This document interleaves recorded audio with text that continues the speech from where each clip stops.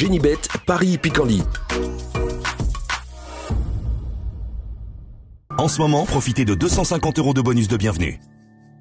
Bonjour à toutes et bonjour à tous, je suis ravi de vous retrouver sur canalturf.com. Nous allons parler du programme de ce samedi 20 janvier avec un quintet plus de qualité. Il est estampillé groupe 3 ce quintet, il s'agira du prix de Brest. Nous évoquerons donc cette course dans la première partie de l'émission. Et dans la deuxième, j'aurai pas mal d'informations à vous transmettre pour les différentes réunions de ce samedi, que ce soit sur l'hippodrome de Lyon-la-Soie ou encore Toulouse, puisque j'ai pu discuter avec pas mal d'entraîneurs ou socio-professionnels y participant, certains d'entre eux affichant une confiance légitime pour la victoire. N'oubliez pas de liker ce programme, de le partager, et ce via nos différents supports sociaux, Facebook, Twitter. Vous en avez désormais l'habitude. On commence donc l'émission par le Quintet Plus de ce samedi 20 janvier, le prix de Brest. J'aime beaucoup les deux seuls 6 ans qui participent à cette épreuve, le numéro 12, It's a Dollar Maker, et le numéro 3, Kentucky River. Concernant le 12, It's a Dollar Maker, c'est un cheval qui s'est déjà hissé parmi les meilleurs de sa promotion. Il avait notamment été le dauphin de Ida Outillard au mois de septembre dans le prix Jockey. Dans la foulée, il avait fait l'arrivée du Critérium des 5 ans, s'y classant 3e, derrière Ida Outillard, derrière Inma Rosa. Depuis, le cheval a participé à une belle épreuve outre-montée, une épreuve de groupe, le prix Billy Billy. Pour son retour ici au Sulky, il s'annonce redoutable pour la victoire. C'est le numéro 12, It's a Dollar Maker. Je poserai le numéro 3, Kentucky River, un cheval scandinave qui s'est déjà produit à Vincennes. Il a couru les bien composés Grand Prix de l'UET et Prix Ténor de Beaune dernièrement, c'était courant décembre. Le cheval ici affronte des adversaires à sa portée, il a montré sa qualité en Scandinavie. C'est également un choix prioritaire pour les premières places, le 12 et le 3. Pour les accessites, je me fierai du 14 Gamin Jabba, qui reste sur 2 places de deuxième, qui est confirmé à ce niveau de compétition, qui sera pieds nus. On garde également bon rang le numéro 6 Avedrim, qui reste sur des podiums obtenu sur 2100 mètres à Vincennes, mais le cheval a également prouvé sa tenue. Il a fait l'arrivée dernièrement du quintet prix Michel Toury. Là aussi, sa place est dans le quintet gagnant. Le numéro 8, Guillemot de Pomereux, avait remporté un quintet plus au mois de septembre à Vincennes. Il y est revenu dernièrement, courant mieux que ne l'indique sa 7e place obtenue ce jour-là dans le prix de Poitiers. Il avait bien fini après avoir patienté. C'est un cheval qui est redoutable lorsqu'on ménage sa pointe de vitesse finale. Le numéro 8, Guillemot de Pomereux, attention à sa fin de course. Mes 4 préférés, 12, 3, 14, 6 et 8 pour les 5 préférés, 12, 3, 14, 6 et 8. En fin de combinaison, je me méfierai du numéro 2, Hacker Lover, qui a été longtemps tenu écarté de la compétition, presque un an, mais lors de ses 3 derniers parcours, il a signé 2 succès, une place deuxième. Cette fois-ci, l'étage est plus relevé, mais une place peut lui revenir. Numéro 4, Pinto Dob est un cheval scandinave qui avait remporté un quintet plus au mois de décembre 2021 sur notre sol à Vincennes. Il a maintenant 9 ans. J'ai bien aimé sa prestation dans le prix de Bar-le-Duc où il s'est classé 6e en étant fermé dans la phase finale ce jour-là face à des chevaux de la trempe d'Ibiki de Well, de Happy Valley ou encore de Hip Hop of Force qui relève la performance. C'est un très bel outsider. Numéro 4, Pinto Bob, âgé de 9 ans. Numéro 11, Astronaute, vous le connaissez, c'est un lauréat de groupe 1.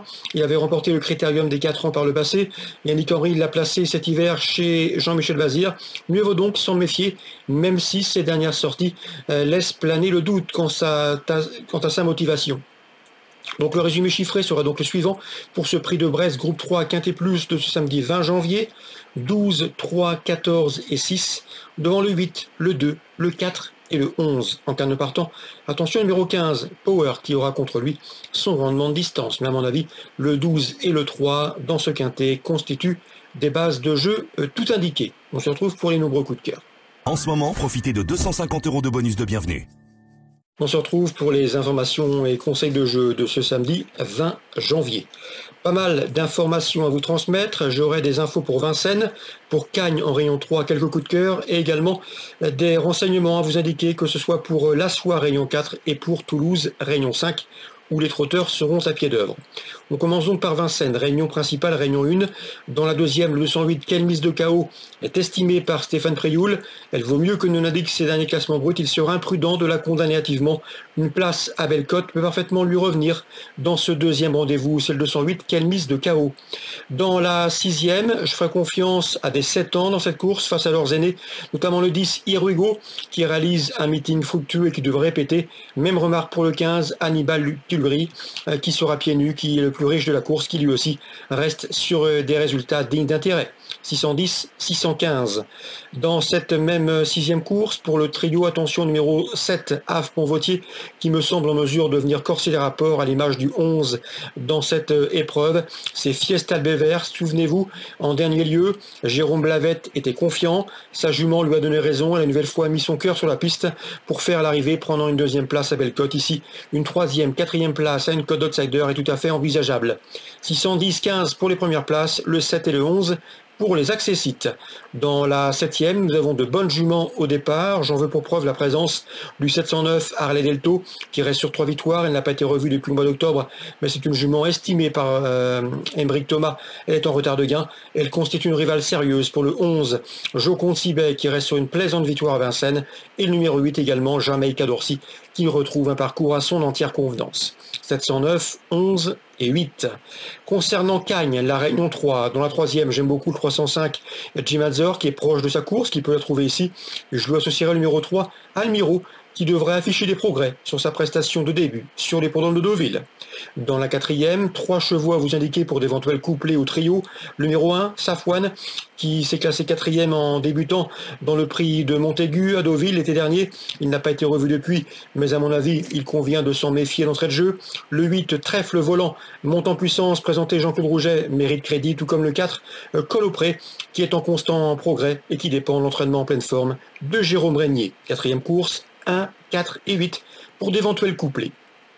Concernant Lyon-la-Soie à la Réunion 4, dans la troisième, Gilles Touron est très confiant du 304 HD Capelle. J'ai pu discuter avec lui, son interview sera certainement disponible sur canalturf.com.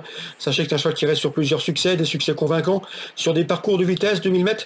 Ce n'est pas vraiment sa distance de prédilection, mais le cheval est en retard de gain, c'est un cheval en pleine possession de ses moyens. Et dans ce lot, son entraîneur en escompte une logique confirmation, le 304 HD Capelle. Il trouvera sur sa route toutefois un rival des plus sérieux, c'est le 308 Hippon de Monceau, un cheval impétueux qui ne laisse à personne le soin d'animer les courses. Une nouvelle fois, il va sans doute prendre du champ et avec ses rivaux animer la course. Rémi Mourlon l'a toujours au mieux et le cheval me semble en mesure ici de signer une nouvelle victoire, lui qui reste sur 3 succès de rang. Donc le 308 Hippon de Monceau, à mon avis, va s'imposer de bout en bout. Le 304 HD Capelle va finir vite et peut se classer deuxième. On peut le reposer numéro 10, Apax. Pierre Cali est très confiant, était confiant le dernier coup pour terminer deuxième, troisième. Son cheval a des raisons, il est resté au mieux et devrait une nouvelle fois terminer sur le podium. Donc 3 chevaux à dégager dans ce troisième rendez-vous à Lyon-la-Soie, Réunion 4. Le 8 Hippon de Monceau, le 4 HD Capelle et le numéro 10 Apax.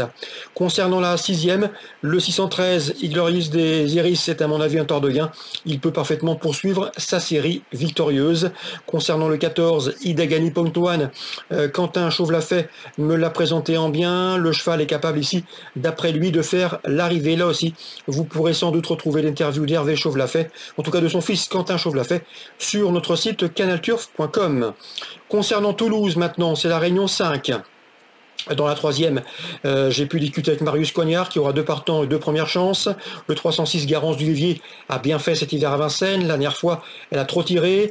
On lui avait retiré de l'assaut. On va le lui remettre ici. Elle dispose d'une première chance. Marius Coignard est très confiant. Je lui associerai le numéro 4 dans cette épreuve. Et c'est Guy Borwell, bon droitier, tout comme le 3, Girl Prévenir, qui apprécie également les parcours corde à droite. Troisième course, le 6, le 4 et le 3 pour mes 3 préférences. Dans la sixième, Marius Coignard vise une nouvelle victoire et numéro 9, Johnny Duvivier. Le cheval reste sur 6 succès de rang. C'est un cheval en retard de gain, bon droitier, complet. Une nouvelle fois, elle devrait s'acquitter de sa tâche et peut parfaitement enregistrer un 7e succès. Le 609, Johnny Duvivier. Dans cette épreuve, j'ai pu discuter avec Pierre Épichet. Là aussi, je pense que son interview sera disponible sur canalturf.com.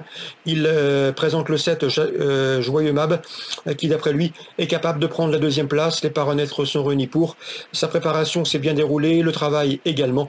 Bref, dans ces conditions, le 607 peut parfaitement être le dauphin de Johnny Duvivier. 609, 607 dans ce 6e rendez-vous toulousain en Réunion 5. Voilà donc pour les nombreuses infos de ce samedi. J'espère qu'elles vous seront fructueuses, bénéfiques, de quoi faire le plein de confiance et pourquoi pas remplir le porte-monnaie en vue du prix de Cornulier qui se déroulera dimanche sur les programmes de Paris-Vincennes. Génibet, Paris-Picardie. En ce moment, profitez de 250 € de bonus de bienvenue.